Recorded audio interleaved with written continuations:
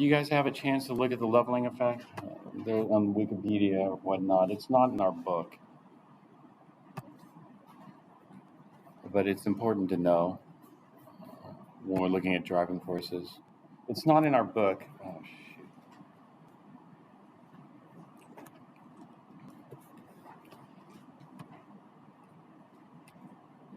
Okay, I think that works.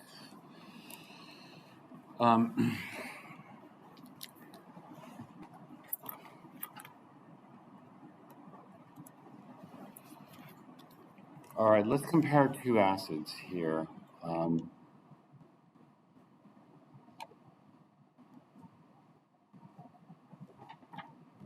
The two acids we're comparing would be HI and HCl, and you can see that HI is a stronger acid than HCl, so that means it's easier to pluck the proton off HI.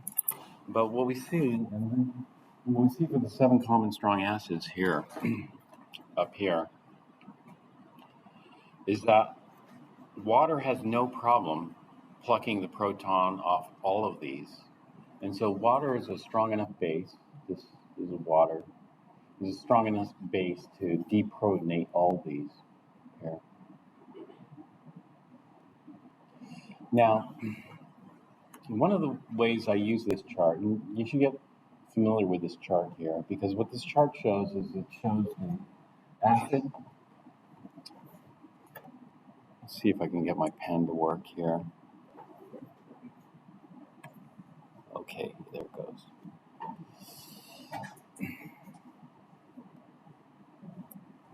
It shows the acid. And I guess I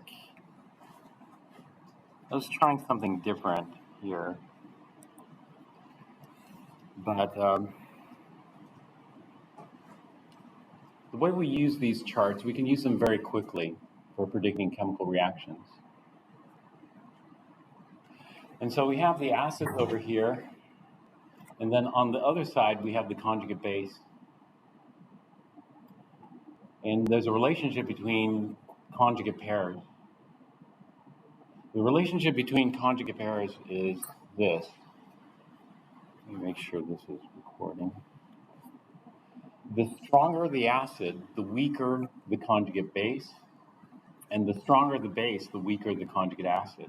You know, what we call conjugate doesn't matter, it's just the other one. And so when I look at HClO4, this is a strong acid, therefore ClO4 minus is very weak. And so this saves us from having two different charts. You know, we have the acids on the left and the bases on the right. And so the strongest acid is HClO4. The weakest base is ClO4 minus. The weakest acid on this chart is methane, CH4, but the strongest base on this chart is methide, CH3 minus. One of the ways we can use this chart quite rapidly is to predict, you know, what acids water will react with. Water will react with the driving force. When we're talking about a thermodynamic driving force. And so, in other words, if you had a tug of war, you know, let's look at HNO3 here. Actually, maybe I can write it here now. Let's take a tug of war between HNO3 versus NO3 minus. Oops.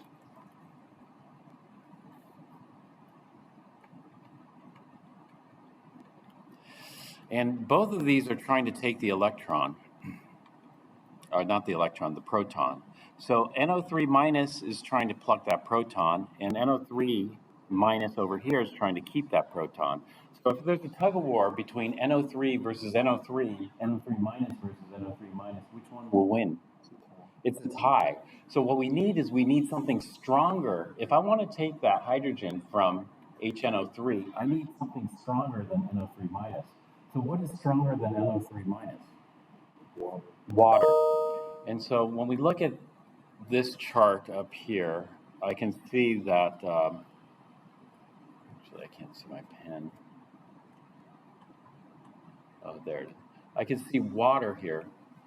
Okay, water is a stronger base than nitrate. It goes reverse, the strongest base being methide here. And so what this means is that water is strong enough to react with all these acids here favorably.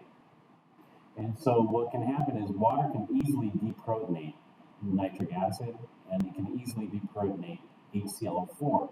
It just requires less work to deprotonate HClO4. Right? It requires a little bit more work to deprotonate HNO3, but water has no problem deprotonating all of them. Since water can deprotonate all of them, yes, HI is a stronger acid. Water doesn't have to work as hard. But HNO3 is no problem for water either. And so both will yield the same amount of hydronium upon deprotonation. And so when we look at the reaction here, let's see. I'm trying to do this. You can tell me your preferences on the board, but what we're looking at is HI reacting with H2O. There's going to be a driving force. We're going from a stronger acid, HI, to a weaker acid. The weaker acid here is H3O+. So stronger acid, HI, up here, to weaker acid, H3O+ here. And then we're going to form iodide. And since we have a driving force, we just assume that there's 100% reaction here. Water is plenty strong enough to react with HI, and HI is what we call a strong electrolyte. And strong electrolytes completely hydrolyze in water or completely ionize. So this is called a hydrolysis reaction here, H2O liquid. Well, H2O is plenty strong enough to completely deprotonate nitric acid as well.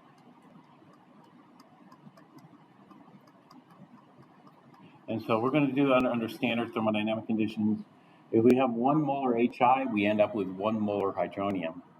If we have 1 molar HNO3, we end up with 1 molar hydronium. And it goes 100%, so both solutions end up as 1 molar hydronium. 1 molar hydronium has a pH of 0, so both of these solutions will have the same pH, basically, and you can't tell the difference, basically. They're the same. And so this is what we call equal strength in water, and this is the leveling effect. Now, what happens with the other acids is the other acids, water's not strong enough to deprotonate these. In fact, we're going the opposite direction. We're going from a weaker acid to a stronger acid upon deprotonation. So if we look at the strongest weak acid here, which is trichloroacetic acid, let's put that here. Trichloroacetic acid plus water. This is an unfavorable reaction. In fact, the reverse reaction is favored because we're going to form hydronium and trichloroacetate. So we're going from a weaker acid, which I labeled WA, to a stronger acid, which I labeled hydronium. So there's no driving force. Normally when we say no driving force, we say there's no reaction. But it depends on, the magnitude of that. There are different levels. It's not black and white.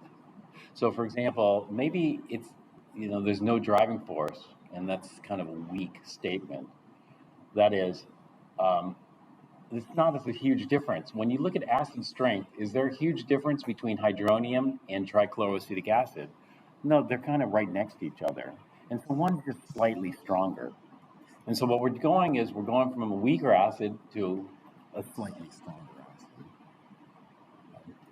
And in that case, it's not that uphill.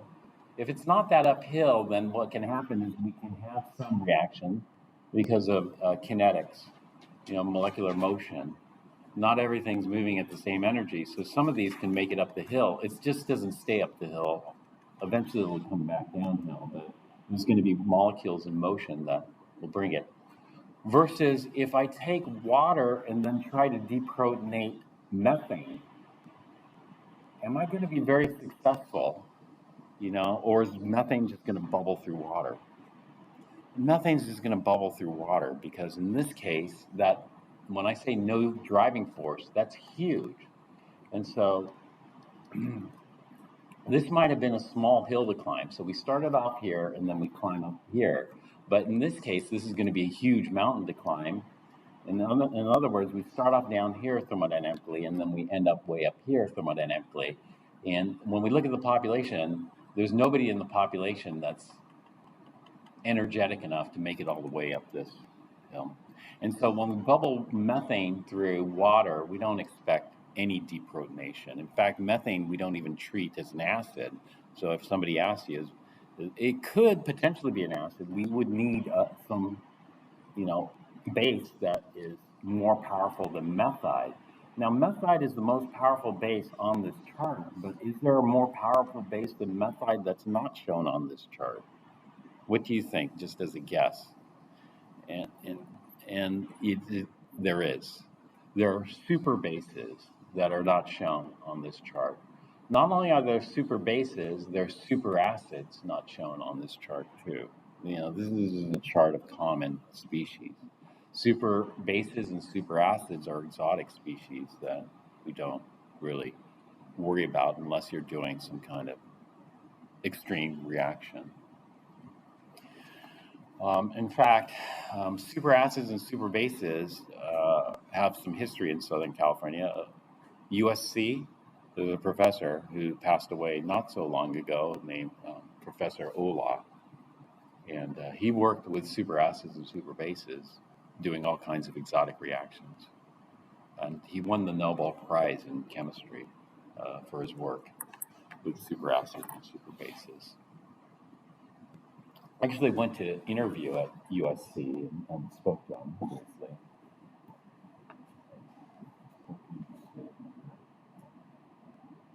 All right. Using my computer here. So we have to talk about the leveling effect. So the leveling effect is, yes, we are going from a weaker acid, HCl, to a stronger acid, HI, but they're both in water. And so that negates it. So we don't have to consider it at all. Okay.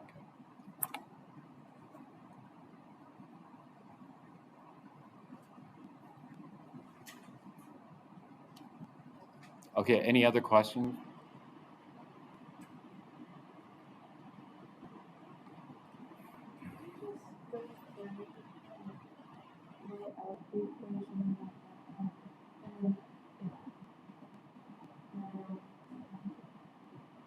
Go through and write out the equation, the net ionic equation? Yeah.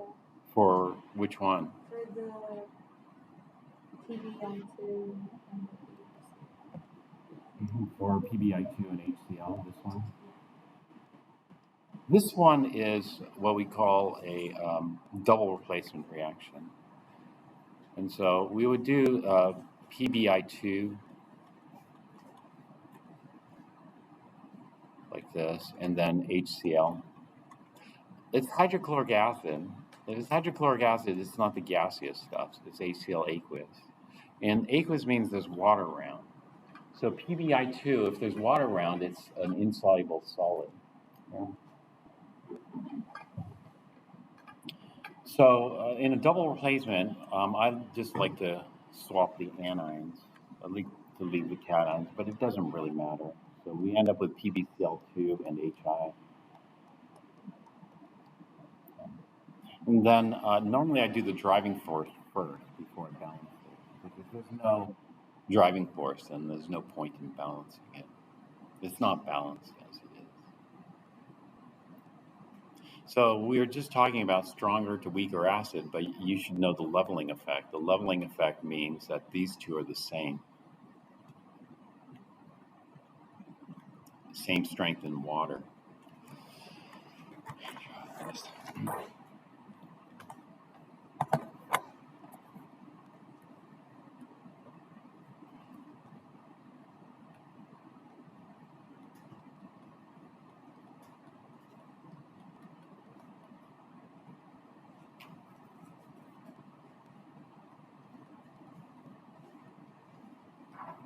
You can read about the leveling effect.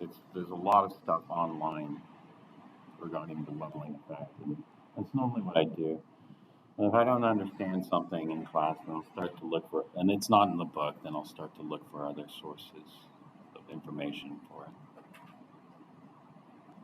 including YouTube. Sometimes it's not always reliable.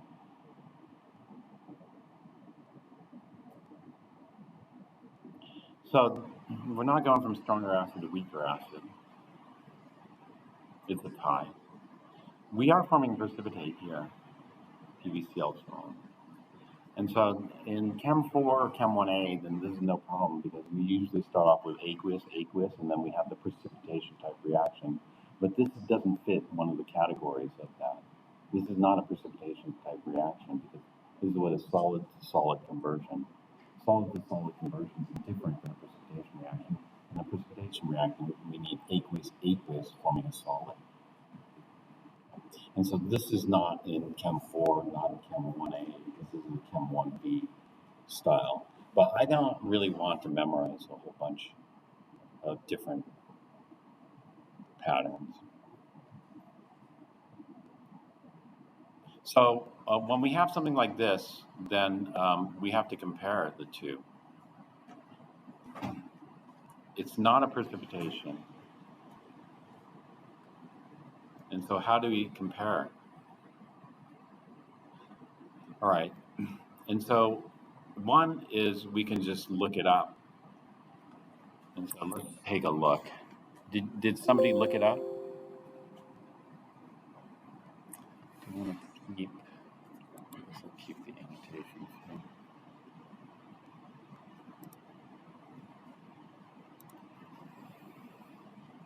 I uploaded yesterday's videos onto YouTube. And so let's take a look at the data, PbCl2, and we're going to look at the solubility here. The Wikipedia is pretty good for this type of physical property data, and the Wikipedia entry here is not, well, is not, in general, it's pretty unbiased. Other things I can't, certain chemicals have some political stigma attached to them and other things, so you can't always rely on Wikipedia for stuff. But this is pretty good. Solubility in water, 0.99, about 1 gram per 100 milliliters. 1 gram per 100 milliliters, that's a lot of lead. I mean, 100 milliliters is not that much. And 1 gram is kind of a lot. But we still call it soluble or insoluble? Insoluble. Insoluble, but, there are different levels of insoluble. And that's why being more quantitative is useful. In fact, that's going to be the focus in Chapter 13. In Chapter 13, we're talking about driving forces qualitatively, big hill to climb, little hill to climb. But what we're going to do in Chapter 13 is put numbers on those, on that, and make it more quantitative. But a gram per 100 milliliters, that's pretty soluble.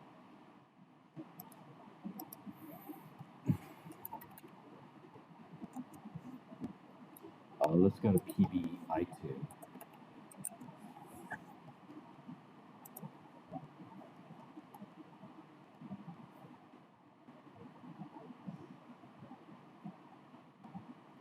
Now, solubility depends on temperature as well, but we'll look at this one.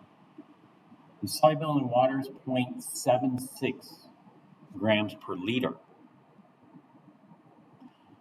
The other one was 1 gram per 100 milliliters. Well, if I want a liter, it's 10 times that. 10 times 100 is 1,000 milliliters.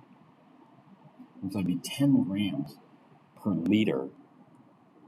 So PbCl2 has a solubility of 10 grams per liter. PbI2 has a solubility of 0.76 grams per liter this is at 20 degrees C. So which one's more soluble? PbI2. PbI2. Now, this is what we call factual observations. Whatever theory we apply to this has to be grounded in fact. The factual observation is PbI2 is indeed more. Now, what we want to do is we want to do a mix. We want to do a mix of factual observations and theory. Now, the theory for this, for ionic bonding here, comes from electrostatic. Like, if I look at this purely electrostatically, I'll have a lead-2 ion here. We'll call that the lead. And then I'm going to put a chloride ion here and make a lattice here. Oops. Versus a iodide ion here.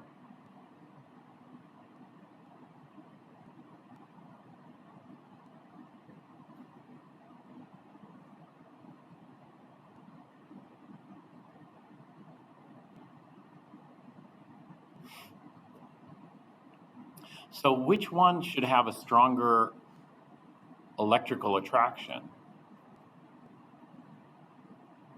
Do you guys remember Coulomb's law? Yeah. Chloride.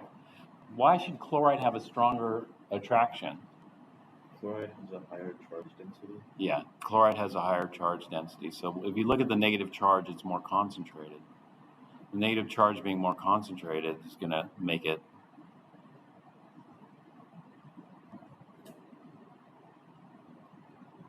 a stronger electrical attraction. And iodide, the -1 charge is spread out more, and so it's less concentrated. And so this is going to have a stronger ionic bond.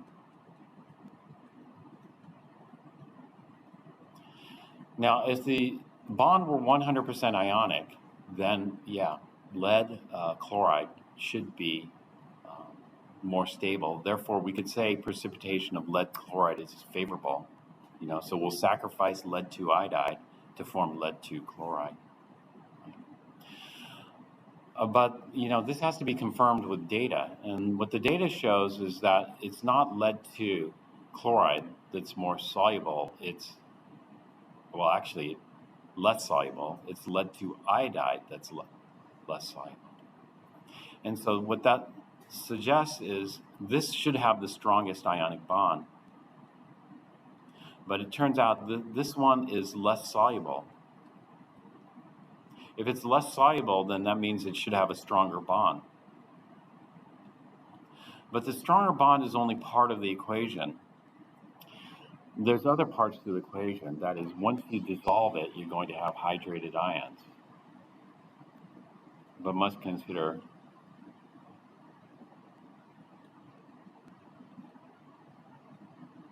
hydrated ions.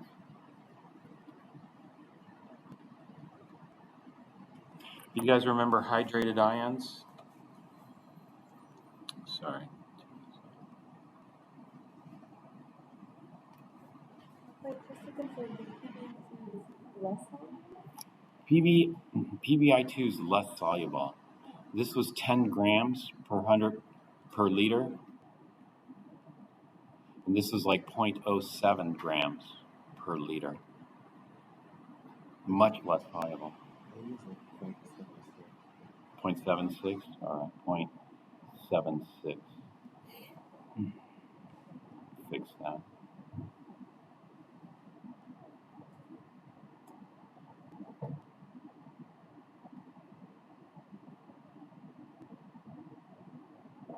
So quite a bit less soluble.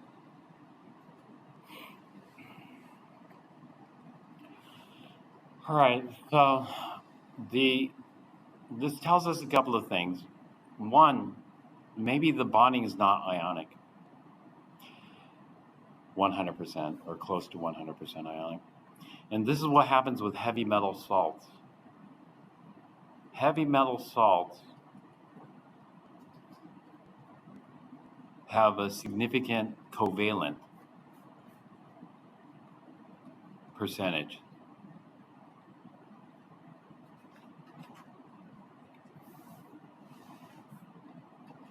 So for example, PbCl4 forms molecules. It doesn't form an ionic salt lattice.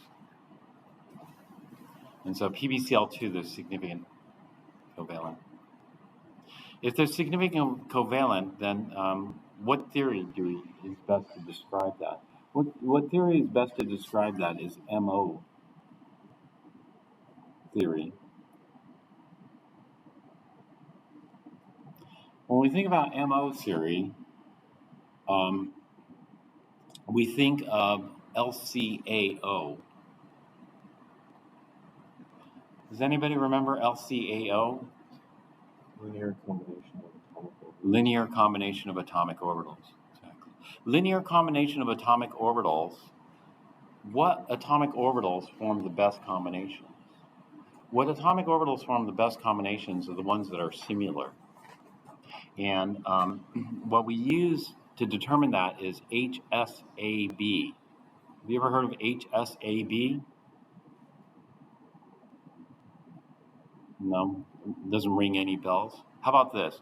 Hard, soft, acid-base theory. Does that ring any bells? Yeah. Yeah. There are hard orbitals. Hard orbitals they're small, you know. And then there's soft orbitals. Soft orbitals are big. Soft orbitals are highly polarizable. Hard orbitals aren't very polarizable. So when we do LCAO, linear combination of atomic orbitals, we like to get a good match. And so that good match is we like to match hard orbitals with hard orbitals. If we do a hard orbital with a hard, let's say a hard atomic orbital with a hard atomic orbital, that makes a good molecular orbital. Or soft orbital with a soft orbital. So if we take a soft atomic orbital and a soft atomic orbital, makes a good MO, molecular orbital. But a hard and soft aren't a good match. So if you take a hard and a soft, it doesn't form a great bond, a bonding orbital. Well, it turns out lead is soft. The heavy metals are soft. And chloride's harder because you were looking at smaller orbitals. Iodide's softer. And so a heavy metal like lead prefers iodide over chloride. It makes better MOs. And there's more significant, covalent bonding interaction in these. And so it's a bit more complicated. If we're just looking at this electrostatically and this is 100% ionic, then it would be correct. Lead 2 chloride should have the lower solubility. But when you deal with heavy metal salts, then it's a bit more tricky. And so my rule for electrolytes is this.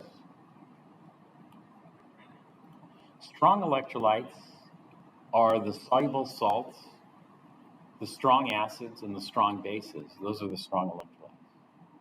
Weak electrolytes are the weak acids, weak bases, and some heavy metal salts. So the heavy metal salts I throw in with the weak electrolytes because of the more significant covalent interactions there. When we're doing ionic equations, we only ionize the strong electrolytes. These are the strong ones. I don't know why they put it in the center, but you can see the bulb is brightly lit here. Strong acids, strong bases, and soluble salts.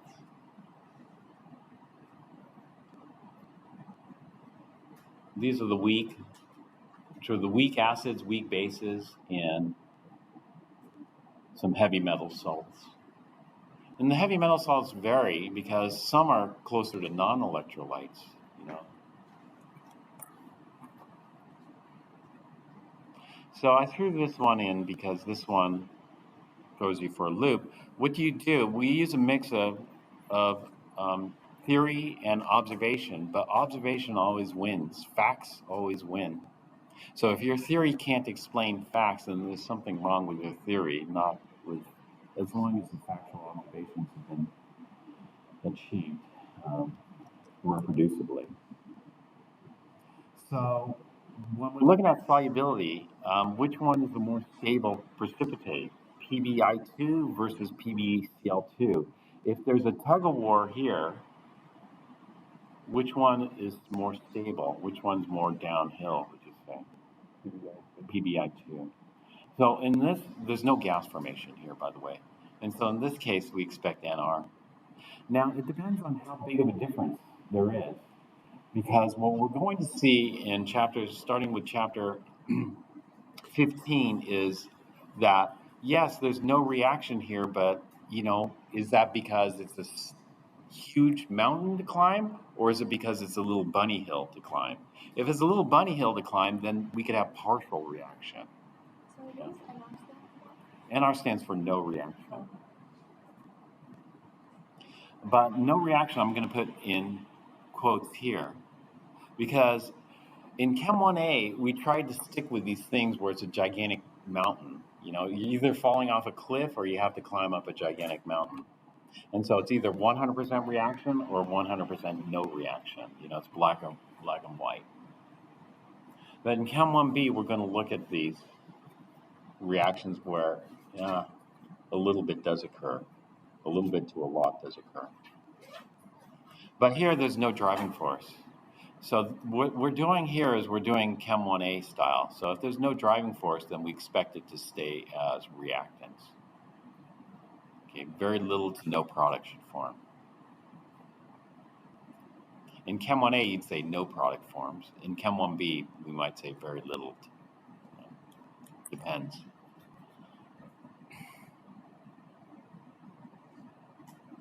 Now, we use a mix of theory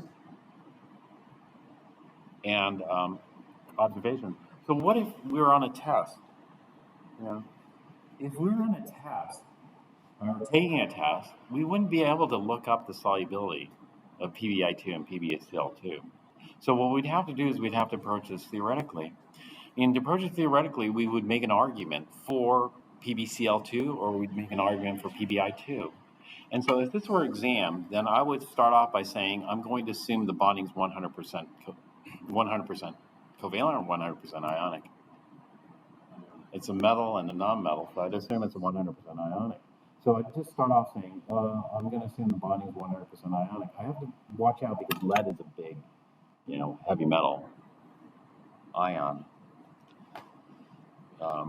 But you could add that as a qualifying statement. And so if you say this is 100% ionic, then we would expect a driving force. We'd expect a driving force because Pb should form a stronger ionic bond with Cl minus than with I minus because of its charge density. Does that make sense?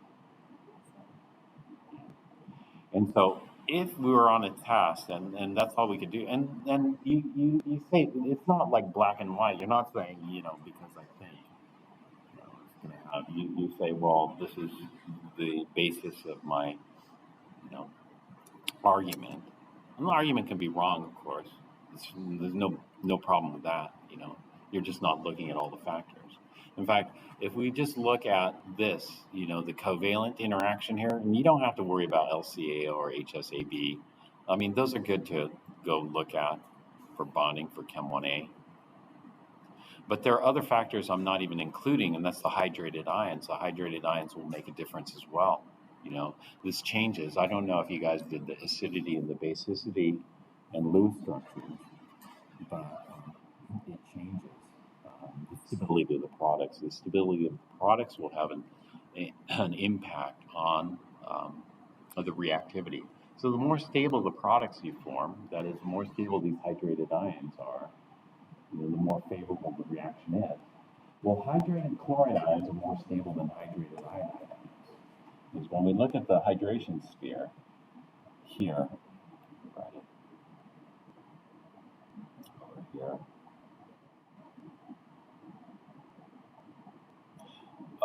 when we look at it, usually the smaller the ions are, the more the water will be attracted to it. Here. This is what we call an ion dipole attraction. Ion dipole attractions can be very strong.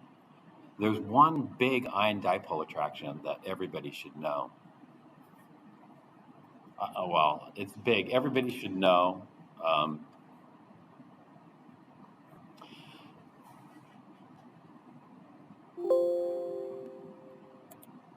There's one big ion dipole attraction everybody should know, and let me just mention it here, and then I'll mention it probably again.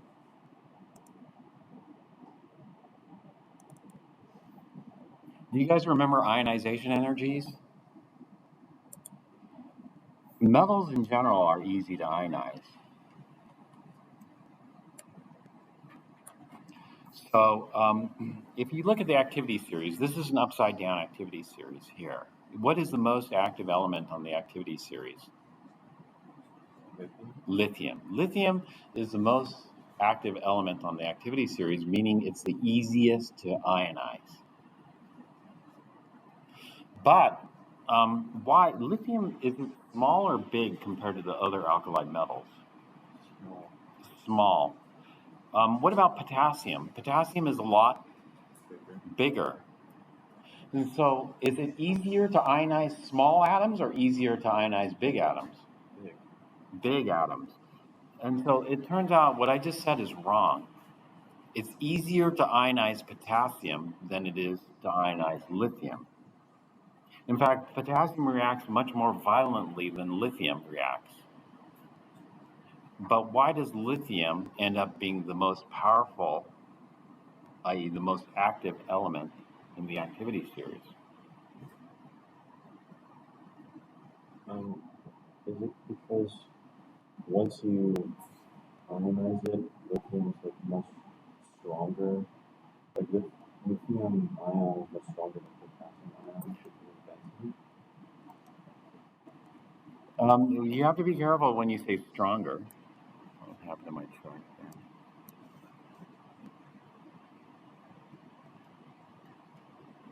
I guess I can't write when it's, well, as far as, this is also a chart we're going to look at today. This is the redox chart, and this also has a conjugate relationship. Well, we have our what are called the reducing agents. Reducing agents are electron-rich species that tend to lose electrons, lithium being the strongest of the reducing agents. On the left here, we have the oxidizing agents. And so lithium is a very powerful reducing agent, but what it forms is an extremely weak oxidizing agent. And so let me make the long story short. The reason lithium is at the top of the activity series, and the reason lithium is at the top of the redox chart here, is because hydrated lithium ions are much more stable than hydrated potassium ions. Water can really, the ion dipole attraction here, an ion dipole attraction is going to be Coulombic in interaction. It's the same thing when we're looking at the ionic bond. Let me go back to it here.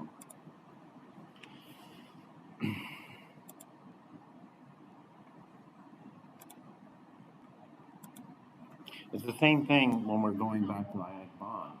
It's a distance thing. So if we're looking at the delta plus being attracted to the minus, this is a full minus charge, then we can compare the strength of that interaction with if I had a bigger ion. Let's say if I look at potassium ion is much bigger. Oh, this is plus, sorry. What am I doing? I got this backwards. Let me fix this. This is correct for these ions. If I'm looking at chloride versus iodide, I'll just do that instead. Chloride is going to have stronger ion dipole attractions because of its smaller size compared to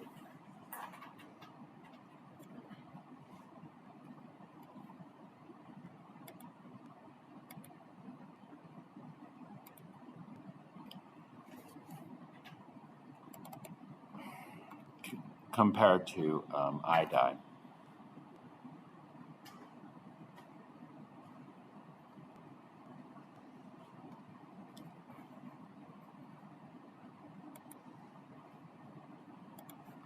Let's see if I can write here. So do you see that the negative charge is going to be spread out over a bigger volume with iodide than with chloride?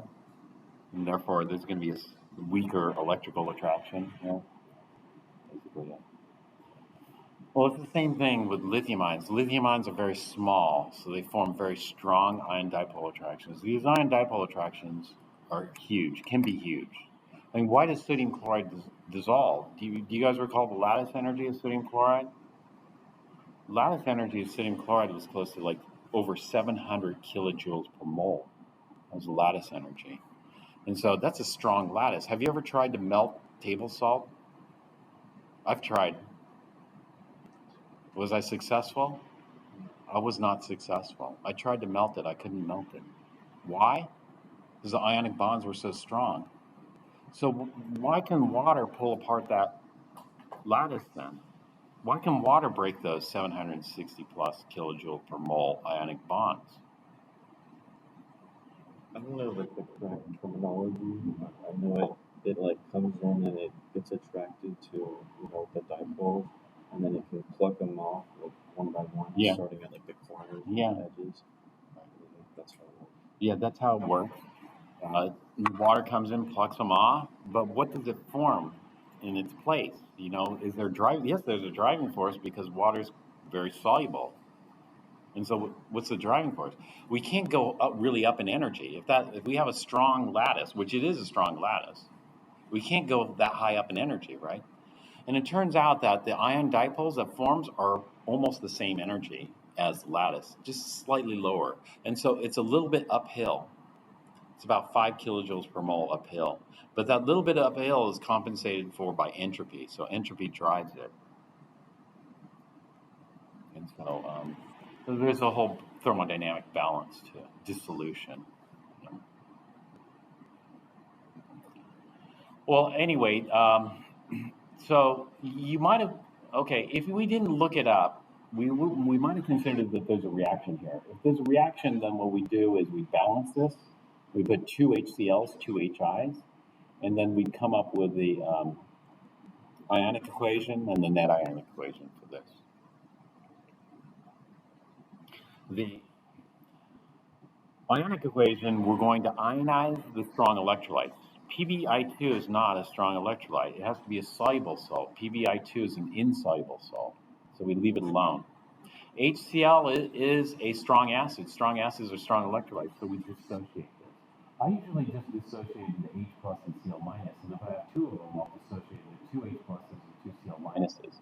PbCl2 is an insoluble salt, not a strong electrolyte. HI is a strong electrolyte, so I dissociate that into two H pluses and two I minuses. The two H pluses cancel to give us a net ionic equation of PbI2 plus two Cl minuses yields PbCl2 plus two I minuses, something like that. Okay, whether you do that depends if you got a driving force. If this were on a test, then I probably would have gotten a driving force for this. But you could just state your assumption clearly. We're assuming the bond is purely ionic, and we're looking at a Coulombic attraction there. We look at things at different levels. So on the test, how would you write if there's no driving force? Yeah. Normally, we would write this like this. You would show the potential products here, and then you'd say no precipitation, no gas, no stronger acid to weaker acid, no SA to WA, therefore no reaction. That's in case you get it wrong, at least you'll get some partial credit. Sure. All right, why don't you work on the others at home as like a homework thing, and then we'll look at those tomorrow. So try to get those tonight.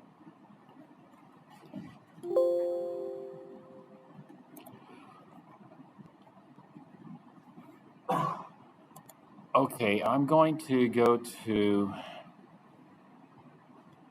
part 2.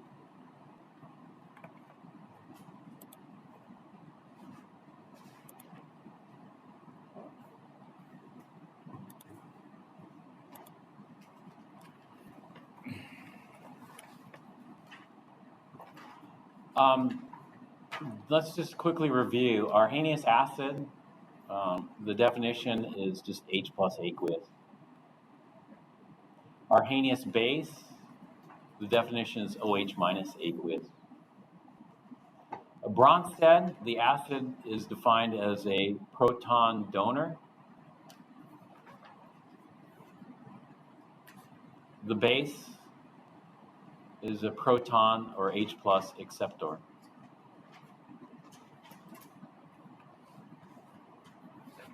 Lewis, the acid, is a electron pair acceptor.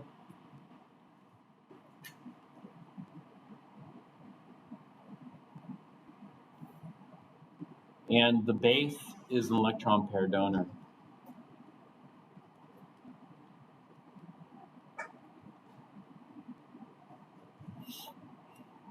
So Arrhenius acid-base reaction is just nothing. H plus aqueous plus OH minus aqueous.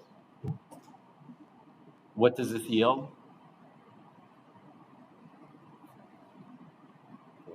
Water, H2O liquid. Now, is there a driving force for this? Yes.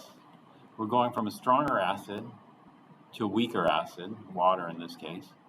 And we're also going from a stronger base, Fb, to a weaker base, which is going to be water. Water is an interesting species because it's amphoteric. It can act either as an acid or a base. And one thing that's unique about water is it doesn't have a bias or a preference. Some amphoteric species are much better acids than they are bases. Others are much better bases than they are acids, but water is equally good, either acid or base. And so we're going from, this is a neutralization reaction. Water is neutral. Here we're taking strong acid and strong base reacting together. So nothing much for Arrhenius. We don't spend too much time talking about that. Okay, for Bronsted-Lowry, we're just going to come up with a general procedure for those. And the method that I like to use is this.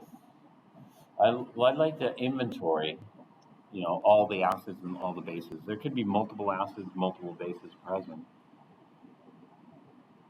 If there are multiple acids and multiple bases present, then we determine which of those acids is strongest and which of those bases are strongest. The most likely reaction to occur will be between the strongest acid and the strongest base. Do you guys know, were you guys able to open the PowerPoints on Canvas? Yeah, some people were having permission blockages. I don't know. But you guys were able to get the PowerPoints? Okay, good. All right, then what we do in this method is we transfer a single proton from the strongest acid to the strongest base. In other words, the base will pluck the proton off the acid. Normally when we think of reactions, acid-base reactions, it's always the base attacking the acid. The base attacks the acid. Then we determine the driving force, DF. Driving force is stronger acid to weaker acid, stronger base to weaker base. Because of the conjugate relationship, you only need one. So for example, when we were looking at metathesis, I said stronger acid to weaker base, stronger acid to weaker base. I didn't have to look at the bases because the conjugate relationship, if I did the acids correct, the bases will follow the same pattern. If you have a polyprotic acid, then we repeat. If further reaction occurs, what I mean by further reaction is we look at the next strongest acid. Is there driving force for this? This we're going to do more in the calculations later. For right now, most of them will stop at number 4. There.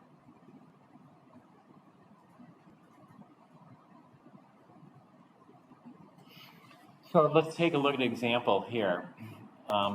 Phosphoric acid.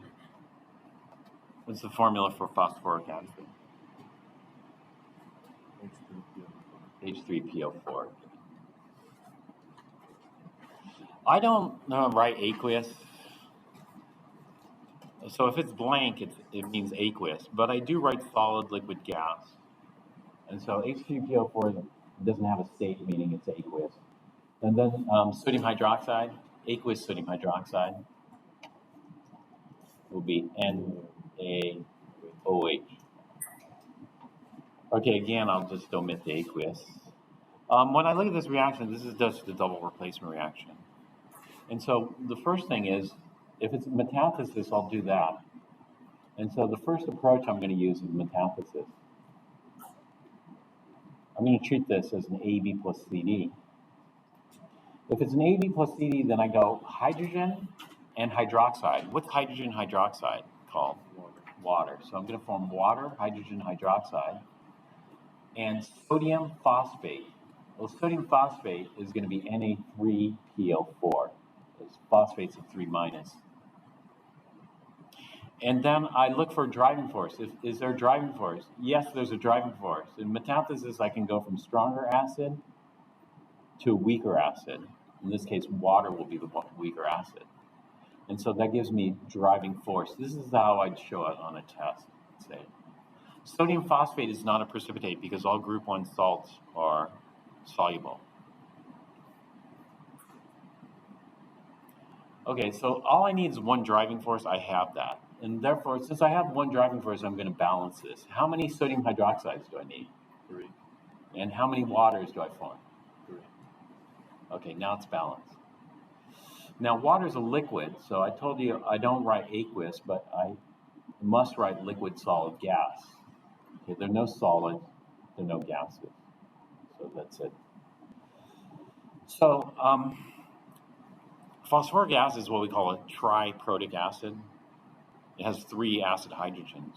We neutralize those one at a time, not all 3 simultaneously. So it's not a coordinated attack. So for example, the 3 hydroxides don't say 3, 2, 1, pluck the hydrogens, pluck the protons. No, it plucks 1 proton, and then another, and then another. And so if I have 10 phosphoric acids, I have to deprotonate all 10 once. Once I deprotonate all 10, then I go to the next strongest acid. The next strongest acid would be deprotonating the second proton on all 10 before I could deprotonate the third proton. Does that make sense? Because it's going to go react from strongest to weakest. And so it's going to react in sequence like that. But in metathesis, we always react to completion. So for metathesis, we want to keep our life simple. So for metathesis, react to completion.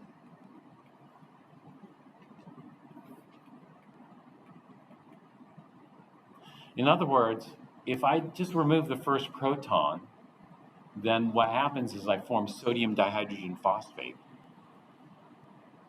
That is, I only react 1 sodium hydroxide, I only lose 1 hydrogen, so that leaves 2 left over, and I form sodium dihydrogen phosphate. But I'm not going to do that. We're going to do that later, But for metathesis, this is for Chem 1A style.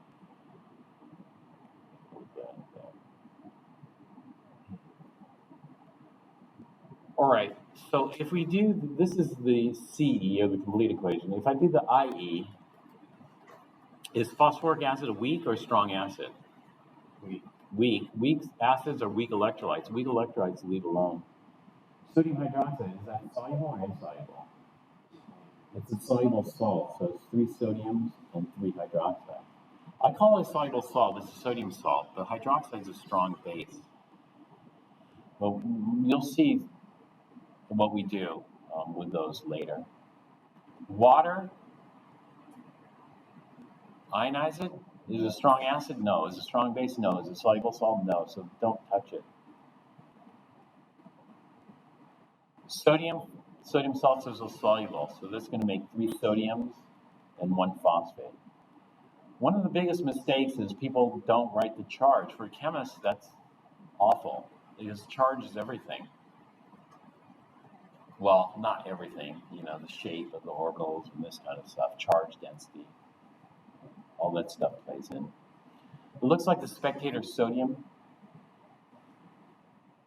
And so the net ionic here is going to just be H3PO4 plus 3 hydroxides. Now, the hydroxides are going to attack the hydrogens here and pluck them off. Eventually, they'll get all 3 to form 3 waters and a phosphate. These are all balanced. But what happened to the cations? The cations are still there. They're spectators. They're floating around. But, when we look at balancing, the atoms have to balance and the charge. And so the atoms, 3 hydrogens plus 3 hydrogens, 6 hydrogens, 1 phosphorus, 4 oxygens plus 3, 7 oxygens. So I got 6 oxygens plus 4, 7 oxygens. 6 hydrogens and 3 phosphorus. So it's, oh, no, 1 phosphorus. So it's balanced. And then we look at the charge, -3 on the left from the 3 hydroxides, -3 on the right from the 1 phosphate. And so this is good. All right, that's metathesis. Now, the other approach I can do is by Bronsted acid base. If I use Bronsted acid base,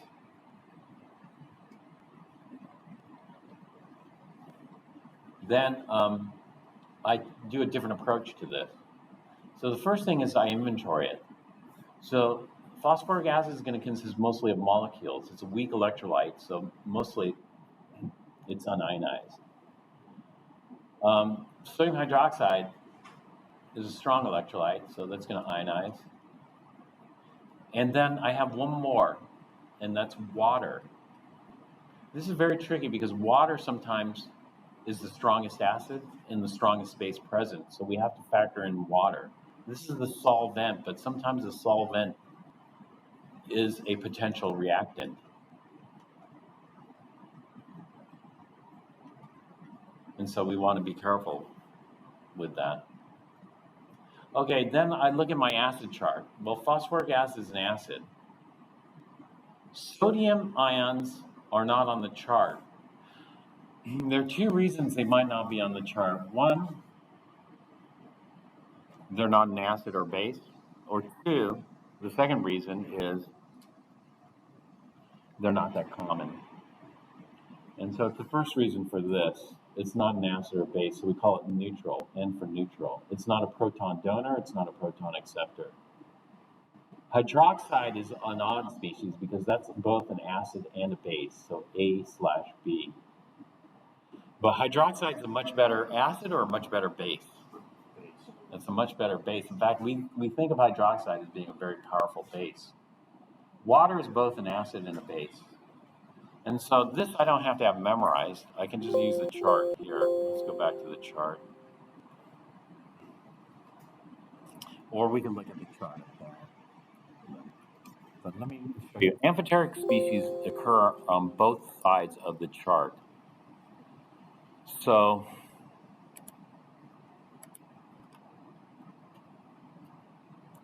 let me pull up the chart here.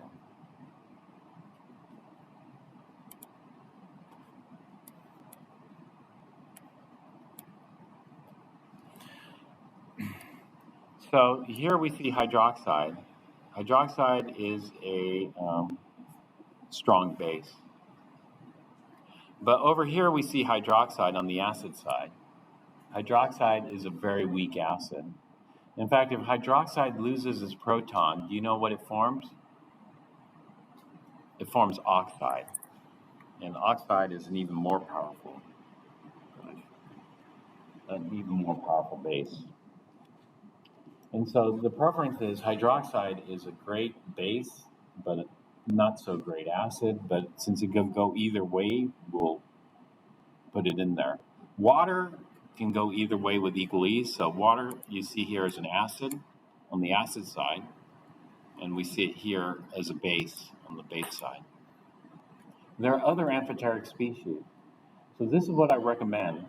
Any chart like this, and this is why I left off the names. You know, in the PowerPoint, the names are left on there. But one of the things that you should do is you should just read. Can you name all these species? What's this first one? Perchloric acid. Perchloric, good. Second one?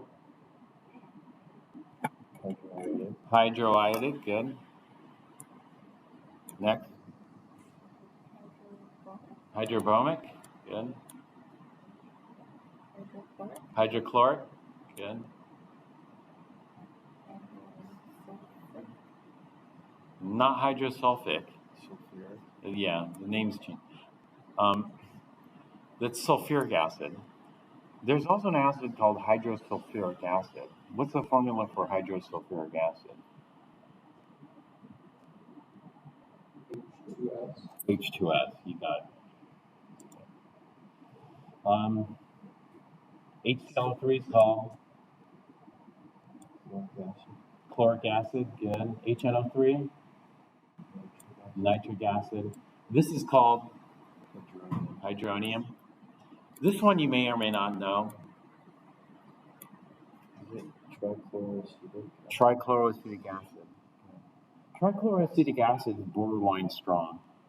So, trichloroacetic acid is used in wart remover and some other stuff. Strong acid. This one you should know. This is an acid anion called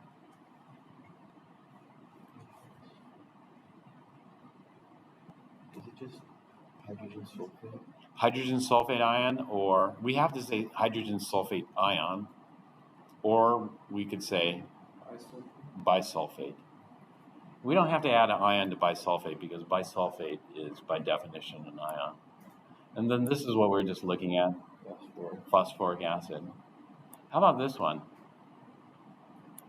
That's a weird one. Probably can't name it. That's why we need to learn how to name this. This one's called hexaaqua iron 3 ion. Hexaaqua iron 3 ion is weird because it's a little less acidic than phosphoric acid, but it's more acidic than nitrous acid. So it's weird. What is hexaaqua iron 3? Hexaaqua iron 3 is just iron 3 dissolved in water. That's all. And it makes a very acidic solution. So if you have iron 3 chloride, the solution is surprisingly acidic. We'll talk about how that is later. So we got nitrous. This is the weird one here. This is hydrofluoric. Why isn't hydrofluoric with all the other halogens up here? Why is it so weak? It has to do with the small size of the fluoride ion. Because the very small size of the fluoride ion means that it makes it very stable. It's called, but it's fun to get things started. It's very stable in the body. Very stable. It's called water sphere. Yeah. Yeah, it makes a very stable kind of sphere. Do you recall, Mitchell? What it's called? Just because it holds on to the proton. Yeah. Very small fluoride, it's hard to break them apart. And so it forms what we call an ion pair. An ion pair is not actually bonded. You know, it's on its way breaking, but it just hasn't completely broken off. So it's an ion-ion intermolecular attraction. When we talked about ion dipole, this is an ion-ion attraction. Normally with an ion attraction, we have an ionic bond, boom. But this one's been pulled, and it's about to break, but it still hasn't let go. That's the ion pair. So we got to break that ion pair. So it's the ion pairing attraction for HF. This one,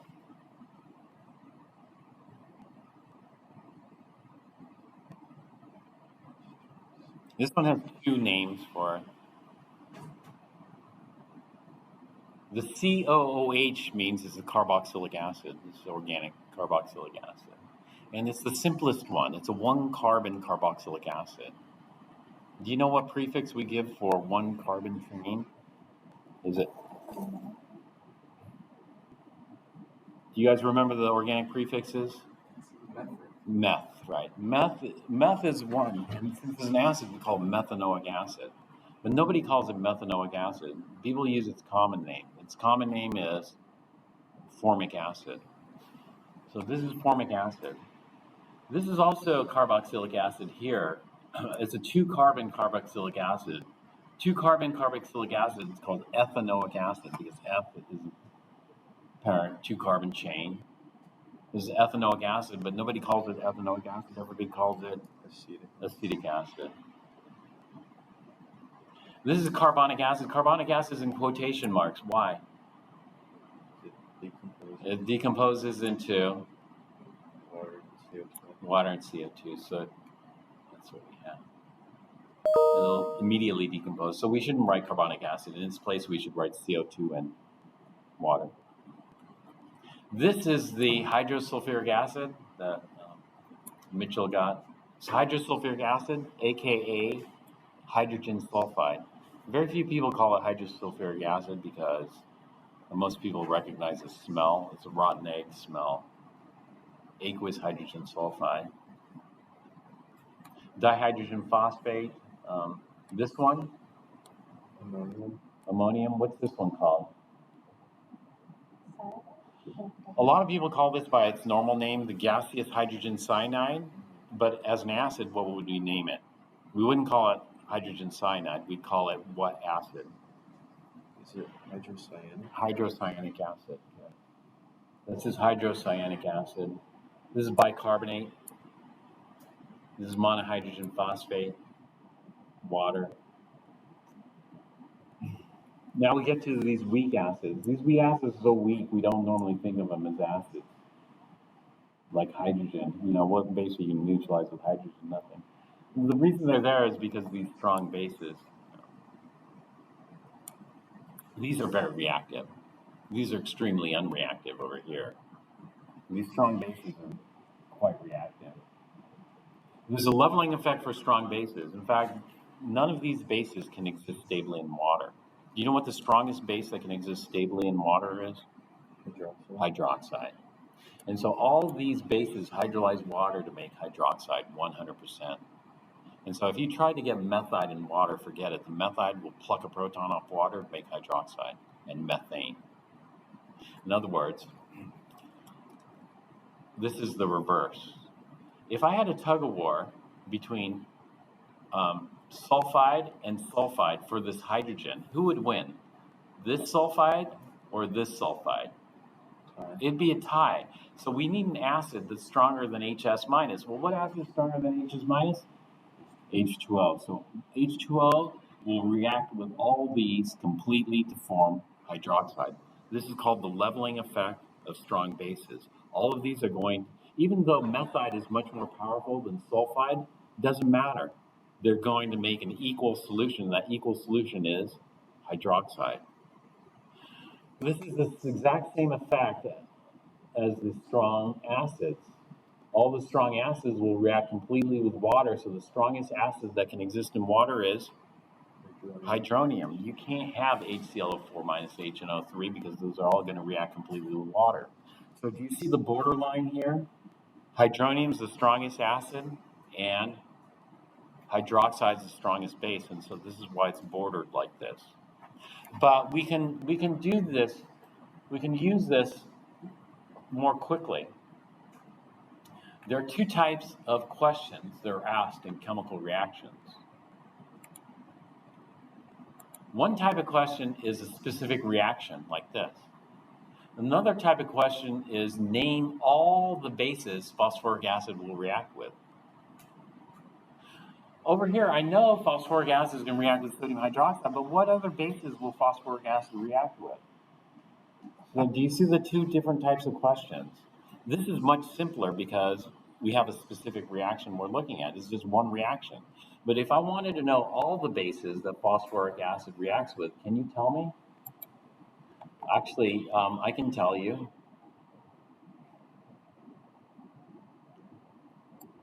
Here we have phosphoric acid.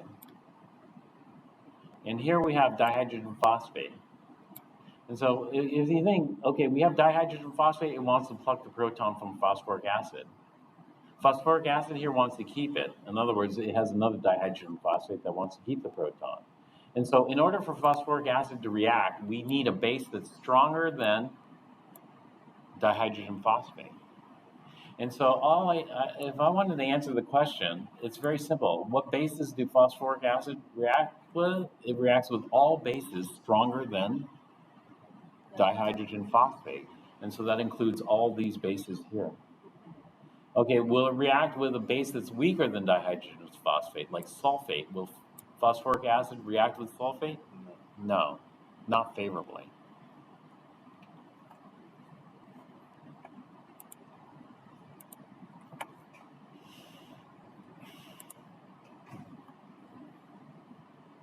So let's go back to this. So what I do is I look at the chart, and I'm looking for phosphoric acid. Phosphoric acid only occurs on the acid side. Sodium ion doesn't occur. Hydroxide occurs on both. Water occurs on both, as we saw. And now we got to pick the strongest.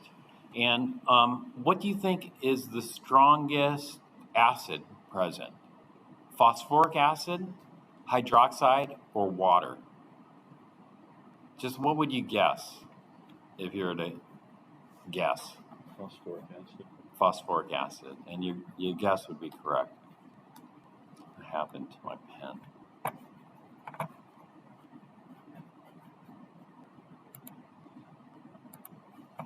So we picked the strongest acid here.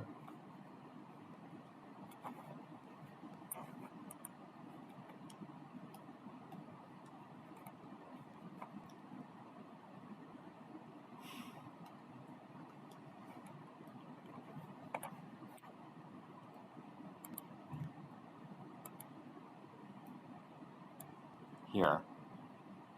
Okay, what's the strongest base? Hydroxide. Hydroxide.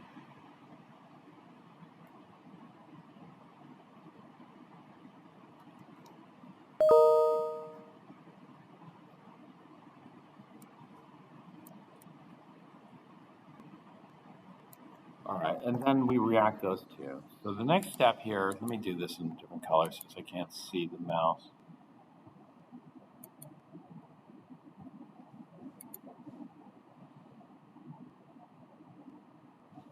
We take the strongest acid, H3PO4, and react it with the strongest base, hydroxide.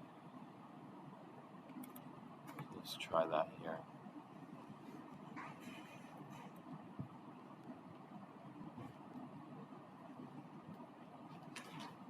And then when we react it, we transfer one proton from the acid to the base. So we're going to be left with H2PO4 minus and water. We don't do all three at once. We do these one at a time. Okay, the next step is we look for driving force. So I'll look at the base. Hydroxide is a stronger base than what? Well, what's the other base here? And phosphoric acid is an acid, but it is a stronger acid. And so we look at the conjugate pairs. And so the conjugate pairs is phosphoric acid has a conjugate base of dihydrogen phosphate. So this is the base over here. And hydroxide has the conjugate acid of water. This is the acid over here. And so we're going from phosphoric acid to water. So that's got to be stronger to weaker. I can't see my thing. And hydroxide to dihydrogen phosphate, that's stronger to weaker. And so this is driving force. Here. So we have driving force present. Sorry. Oh, this didn't work quite right. I see what the problem is. It got flipped.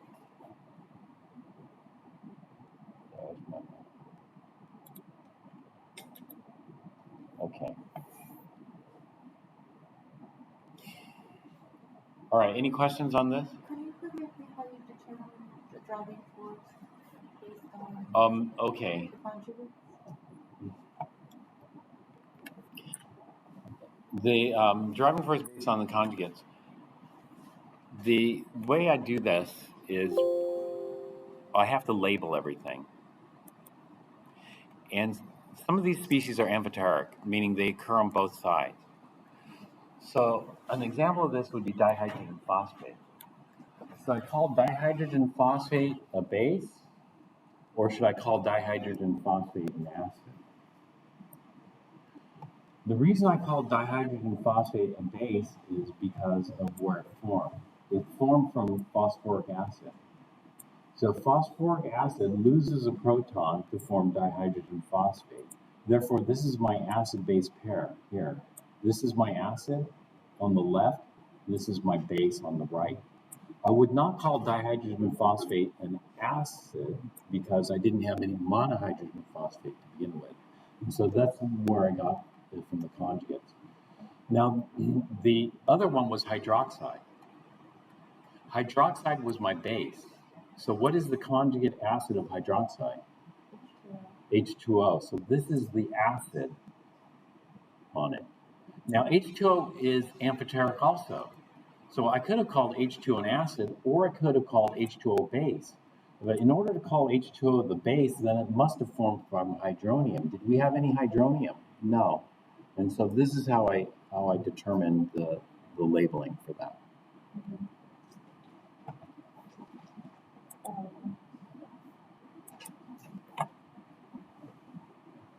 So it's never going to be like stronger base to weaker base. It's always the acid to acid.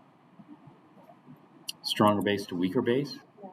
Would that be like a driving force? Yeah. In fact, this is stronger base to weaker base. You see the stronger base is hydroxide over here. Yeah.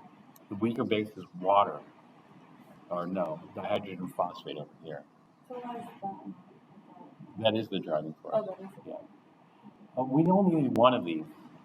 Either stronger acid to weaker acid or stronger base to weaker base. Because the conjugate relationship means both have to go hand in hand. If they don't, then you made a mistake.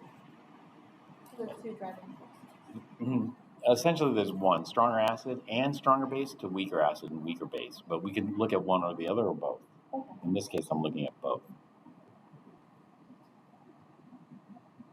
It's the same thing with single replacement reactions. There's two driving forces, more active to less active. But there's one more that you don't look at when you're doing single replacement because of how they defined activity.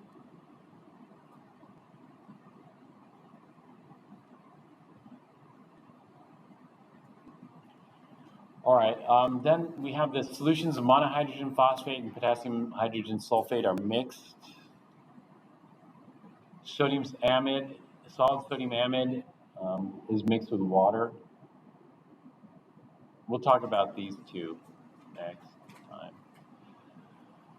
But as far as not all acids and not all bases occur on the chart is not comprehensive. The chart is a bridge because there's just not enough space. So we look for other things in terms of reactivity.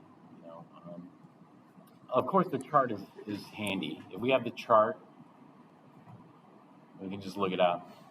But sometimes, if the acid or the base is not, then we'll look at Lewis structures. Oftentimes, we can get some idea of acid strength from the Lewis structure. And this is in chapter 16, which you may or may not have covered in 1A. I covered it in 1A. But when we look at Lewis structures, we look at bond strength, we look at bond polarity, we look at product stability as hydration. Other ways we could do this are quantum mechanical, with a computer. We can come up with these electrostatic potential maps. Electrostatic potential maps, we're looking for this. What do you think? If we're looking for base, we're looking for red or blue, normally? If we're looking for acid, what color do you typically think for acids, red or blue? Red. For acids, we look for red, right? We look for red because, remember, litmus paper. Red litmus paper stays red with acid. And for bases, we look for blue because blue litmus paper goes blue. So blue bases will turn red litmus blue and acids will turn blue litmus red. But the person who did this quantum mechanics stuff was not an experimental chemist, must have been a physicist. Because do you know what we look for in an electrostatic potential map? Do we look for red or blue? Well, in electrostatic potential maps, we look for red for base and blue for acid. So it's the opposite. I don't know why they did that, but it's a bit annoying. And so we can look at these electron density distributions and get some other ideas about acid strength, theoretically. This is not as important because bronzite acids, we have a nice chart to do that. But this is critical when we look at Lewis. When we look at Lewis, we have to do this. We have to look at this more theoretically. And we have to look at the Lewis structures in depth. And so let me just briefly finish with this since I'm out of time. And so when we're looking at red areas for base areas and we want lone pairs, we're looking at blue areas for acid areas. For Lewis acid base, HSAB is critical. HSAB stands for hard soft acid base. I have a reference here for that in molecular orbital theory because we're forming bonds, covalent bonds from this. And so it's a bit more complex. So we don't have a simple chart like this for Lewis acids and bases like that. We have to do this more by looking at these theoretically. All right, I'm out of time, so let's stop here.